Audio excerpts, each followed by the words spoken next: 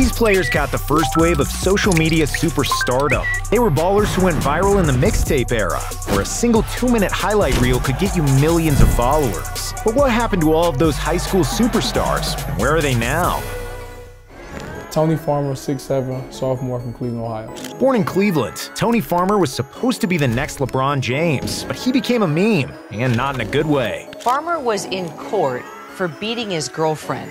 Standing at 6'7" and 245 pounds of nothing but muscle, Farmer was a versatile small forward who could do everything on the court. Farmer was a top college recruit, and then he Ray Riced his career. In 2012, 2 years before Ray punched his fiancée in the elevator, an 18-year-old Farmer did the same thing to his ex-girlfriend. Tony assaulted and beat up his ex, threatened to take her life, and forced her to stay with him. After a doorbell camera in her apartment recorded the attack, Farmer was indicted with charges of kidnapping, assault, and robbery. Tony pleaded guilty to all 3 charges. He really needs help. I don't think Jelly gave him that. And was sentenced to 3 years in prison. As the judge was saying the length of the sentence, Farmer fainted and collapsed. He became the meme. And it's a shame that this was the highlight of his that went viral, and not some mean poster dunk.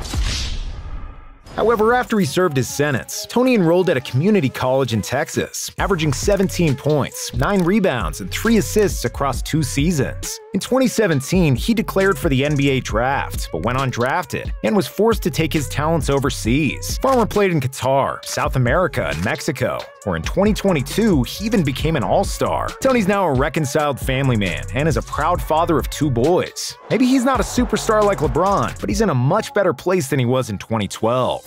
While Tony and many other high school stars got famous for dunking, there were a group of players in New York who made layups cooler than ever. Their names were Isaiah Washington, Jaquay James, Javon Quinterly, and Sid Wilson. And they started the Jelly Fam movement. Jelly was their name for the extra creativity when scoring a layup, whether it's an insane spin, finger roll, double clutch, or switching hands. And we always would say Jelly, like anytime somebody laid a ball up like Jelly. And I'm like, yo, we need our own group. Because the founding fathers of Jelly Fam were 5- and 4-star recruits, the Jelly layups started to get popular on social media. Soon enough, every kid in New York was screaming Jelly with their layups. Nobody was trying to dunk anymore, and everybody started changing their social media handles to Jelly Fam. Washington, James, Quinterly, and Wilson all wanted to make the NBA and turn the Jelly Fam movement into a company with their own shoes and merchandise. Stuff like that just makes you want to be creative. Now I want to have our own sneaker, like a Jelly Fam shoe. But the Jelly Fam had a big problem. They had the style, but they lacked substance. All 4 had underwhelming college careers, and their NBA dreams collapsed. Isaiah Washington went undrafted in the 2021 NBA draft, and Jaquay James suffered the same fate a year later. Isaiah did manage to go pro, but he just didn't go to the NBA. He's currently playing in Slovakia, while Sidney Wilson earns his basketball bread in Argentina. Javon Quinterly is still in college, playing for Alabama, where he averaged 14 points and 4 assists in 2022. His NBA dreams are still alive. At least 3 of us in the NBA. Hopefully, I'm praying. Once we're in the NBA, it'll officially be a brand. But it's more likely that he'll be doing Jelly layups overseas than in America.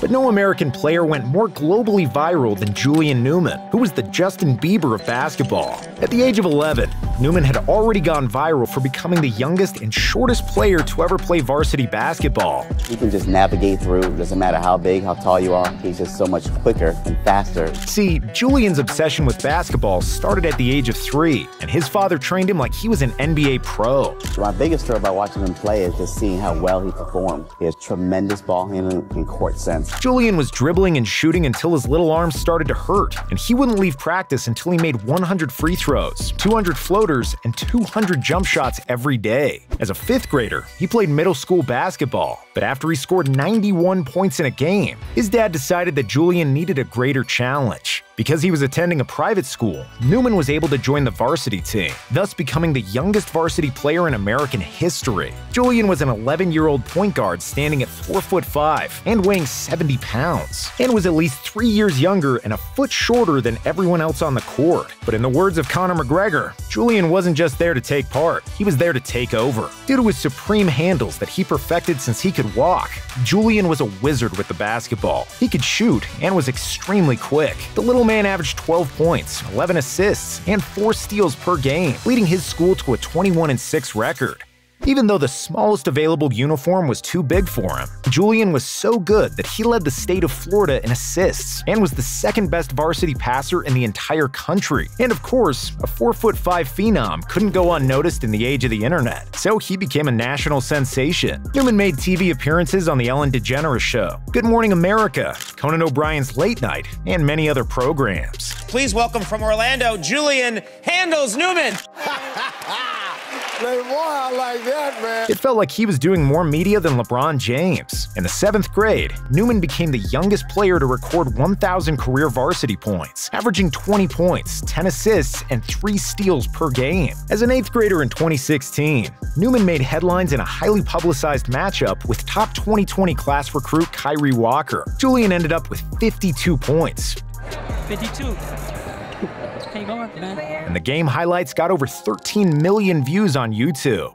In 2019, as a high school junior, Newman's numbers got even crazier. Julian averaged 35 points, 7 assists, 5 rebounds, and 4 steals per game. But if he was that talented and so dominant, why is Julian Newman not in the NBA by now? Well, the first and the most obvious reason is that Julian grew only to 5'6" in shoes, and is also not very muscular. Think Isaiah Thomas, but subtract 3 inches and 40 pounds. Yeah, that's closer to Kevin Hart than it is to an NBA player. The second reason is that Julian is all flash, with bad overall game. Even though his work ethic is commendable and his ball handling skills are definitely not fake, Newman's game is much more suitable for street ball tournaments and skills challenges than for actual NBA games. And if you're wondering how he could maintain a 25.9 assist average on a varsity team, it's because he played for a private school against mediocre competition, and his father was the head coach. As soon as he would square up against better opponents, Julian would struggle due to his size, leaky defense, and poor understanding of team basketball. Through his teenage years, he continued to be coached by his father,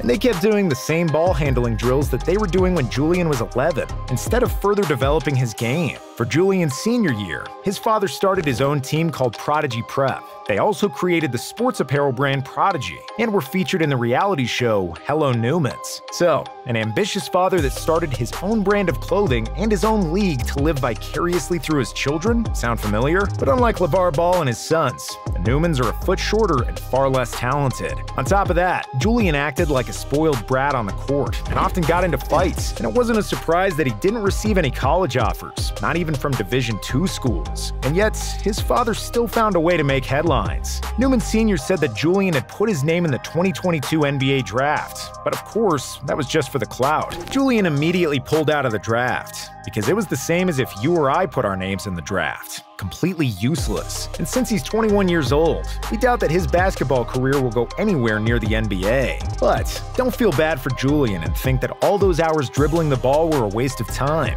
His family has earned a substantial amount for their TV appearances and endorsements. Julian has nearly 700,000 followers on Instagram and is making money by promoting fashion brands. Another viral star who will never get a fashion deal is Robert Bobrovsky, simply because there is not another human on the planet who is built like him. Robert played with LaMelo Ball in high school. When you've seen Rob, you forgot all about LaMelo. As a 17-year-old high school junior, Robert was standing at 7'7", but weighed no more than 180 pounds. At the age of 8, Robert was already 6'2", and he reached 7 feet at 11. He was one of the tallest and one of the skinniest basketball players you could ever imagine, and because of his highly unusual build, Bobrovsky went viral. During his 5 minutes of fame, Rob said that his goal was to make the NBA and become a taller version of his favorite player, Kristaps Porzingis. I only met Porzingis a while ago. Yeah, we're both 7'1" back then, so it's pretty cool meeting someone the same height. However, height isn't always a basketball blessing. Either it's a blessing or a curse. Your height could be a blessing or a curse. Right, it's up to you. Due to his insane length, Rob suffers from scoliosis, a disorder marked by a lateral curvature of the spine, which causes back pain at any height, let alone 7'7". Because of this, Robert couldn't do any squats or deadlifts, and even though he ate 7 meals a day, he hardly gained any weight. With such a severe lack of endurance, muscle mass, and mobility, his NBA debut ended up as nothing but a childhood dream. In 2022, Rob still played basketball for Rochester Rochester University, but without any significant impact on the court. But high school superstars aren't always super tall. Just look at Akil Carr, who was a 5'6" point guard with blazing speed, impeccable handles, and flashy acrobatic finishes. Carr had one of the first and one of the best hoop mixtapes of all time. When you've seen it, you couldn't believe why this kid wasn't already in the NBA. As a high school sophomore, Carr averaged 31 points, 6 assists, and nearly 5 steals per game. As a junior, he played for the US in the international tournament in Italy and led the Americans to gold with a 40 points per game average. L'Automatica Roma, a squad from the first Italian league, offered him a $750,000 contract on the spot, which was the largest contract ever offered by a European club to a high school player before graduation. However, Carr turned that down to finish his high school career and eventually play in the NBA. But that turned out to be the biggest mistake of his life. In 2013, Carr eventually played in the G League, averaging 10 points per game. Unfortunately, he went undrafted in the 2014 NBA draft, and the NBA doors were closed forever. Akil eventually made it to Europe, playing pro ball in Cyprus before returning to the US, where he still plays pro basketball in the minor leagues. 2 years after the Hoop Mixtapes channel launched Akil Carr into superstardom, another mixtape came out, and it was even more spectacular. His name is Seventh Woods, and Seventh was supposed to be the next Russell Westbrook. Woods went viral after Hoop Mixtape launched a 2-minute and 36-second video titled Seventh Woods is the best 14-year-old in the country. With the hops of Vince Carter and the speed of a hungry cheetah, Woods was genuinely amazing, and was the youngest player ever to win the under-16 gold medal for Team USA. Just like Julian Newman, Seventh became a viral superstar, which brought him to the Ellen DeGeneres Show, Jimmy Kimmel, and others. He signed endorsement deals and gained a massive following, but this created a lot of pressure for Seventh, which hindered his basketball progress. And then, a couple of injuries slowed him down, and since he only grew up to be 6'2", his advantage over other kids disappeared. Woods did play NCAA basketball, but he only averaged 2.4 points per game, and went undrafted in the 2022 NBA draft. It's safe to say that his dreams of pro basketball are close to dead.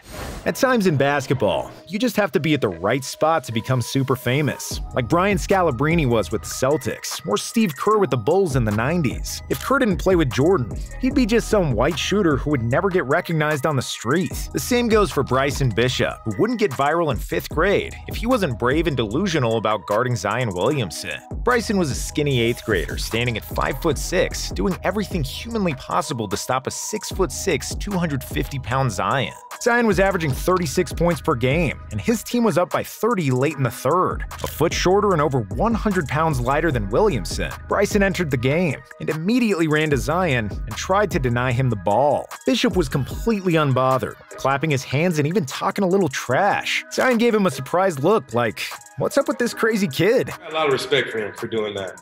Because, you know, his teammates were so out of it that he was just trying to give them energy. It was a classic David versus Goliath story, and when the video of this little kid fighting Mount Zion went viral, Bishop melted the hearts of millions. He got famous for being that kid who guarded Zion, but that's not all he did. Since that matchup with Williamson in 2017, Bishop grew to 6 feet and became a decent player himself. As a high school junior, Bryson led his high school to a state championship and was named High School Player of the Year in Alabama. As a senior, Bishop won the title again, after which he got accepted to Birmingham Southern College. And 5 years after they met for the first time, Zion Williamson and his viral co-star met again. Prior to New Orleans' preseason game versus the Atlanta Hawks in Birmingham, Zion and Bryson posed for a photo that recreated the famous moment from their 2017 matchup. They are both from Spartanburg in South Carolina, and Bishop said that Zion made him feel like they've been friends for all these years. Good man. But if you think Zion can dunk hard, wait until you see this guy's dunks. Most Caucasians suffer from WMCJ syndrome, which stands for White Men Can't Jump, but there are some exceptions, and Mac McClung is one of them. However, when you first lay your eyes on Mac, you won't see anything special. Physically, he looks average as hell, as long as he's standing on the ground. But once he gets airborne, you quickly realize that this kid is far from normal. McClung has hops like an Energizer Bunny, and he soars above the rim like he's LeBron James. In the 2023 dunk contest, Mac showed the full display of his aerial talents, dunking the ball harder and flying higher than anyone else. McClung completely stole the show and gave a performance that was reminiscent of Vince Carter. Not only did he dominantly win the contest, Mac also gave us the throwback "It's Over" sign. which Vince used in 2000 when he won the dunk contest. Mac first dunked the ball in the 9th grade, and when he got to high school, his reputation as a must-see slam master started growing. But the 6'2" point guard wasn't just a high-flying one-trick pony. McClung could really play, and as a junior, he dropped a career-high 64 points, which was the highest mark in the state of Virginia since 1984. In his senior year, he broke Allen Iverson's state high school record of 948 points in a season by a country mile. McClung finished the season with 1,153 points. It's always good when you break a Hall of Famer's record, but it's even better if you look good while you're doing it. McClung took full advantage of the internet and the basketball mixtape era, and his wild aerial feats soon began flooding social media, and Mac became a national sensation. Due to his size, Mac was just a 3-star recruit, but his viral dunks brought him more attention than he ever dreamed of, and colleges began sending scholarship offers. Mac chose Patrick Ewing and enrolled at Georgetown, where he averaged a solid 14 points per game in 2 seasons. McClung then transferred to Texas Tech, where he averaged 15 points, after which he put his name in the 2021 NBA draft. But even though he was pretty fly for a white guy, McClung was still a short white guy with an inconsistent jumper and a shooting guard in a point guard's body. NBA teams generally don't pick 6'2" shooting guards that can't really shoot, and Max struck out, going undrafted. Still, McClung never gave up. He managed to score a contract with the Lakers after a successful showing in the Summer League, but the Lakers unfortunately waived him early in the season. He'd play the rest of the year in the G League, winning the G League Rookie of the Year award, and then he tried to make the NBA again. This time, he played in Summer League for the Warriors, securing another 1-year contract. But history repeated itself, and Mac got waived again, and he's currently still in the G League. Hey, maybe third time's a charm, and we'll see Mac in NBA games in the future. And in the mixtape era, there were several other players who got national coverage, but finished with a similar career arc as McClung. Kyrie Walker got famous in the 8th grade for his dunking ability, and once he sprouted to 6'6", he was labeled as a 5-star recruit. As a high school freshman, Kyrie averaged 21 points per game, but his game kind of stalled, and it's safe to say the internet fame got to his head. He waived his college eligibility and entered the 2021 NBA draft, but like McClung, Walker went undrafted. He then played in the G League in the 2022 season, but after he averaged only 4 points per game, it seemed like his NBA story will never be written. A very similar fate happened to other mixtape stars like Jimmy Gatwich and Quay Parker, who were both viral sensations due to their dunking ability. But neither one of them made it, and their peak happened in high school. There were a few other names who got on NBA scouts' radar due to high school mixtapes, and one of the most famous ones is the Maker family. Brothers Stan and Mature and their cousin Makur Maker were all supposed to be the next Kevin Garnett or Anthony Davis, but despite all of them being 7-footers and looking like KG on their mixtapes, their careers never panned out in the NBA. Stan's high school fame, height, and athleticism made him the number 10 draft pick in 2016, but he never lived up to the hype. Stan ended up playing 4 NBA seasons based on potential alone, but after he averaged 4 points per game, it's fair to say he maybe got more chances than he deserved. Stan Maker currently plays in China, while Matur and Makur both went undrafted in the NBA draft, and those two Makers are making their basketball living in the Australian League. The basketball mixtape era was extremely fun, but is now largely over, and some random kid will hardly become a sensation after a single 2-minute highlight video. Just like many of us, NBA scouts have learned not to trust everything they see on the internet.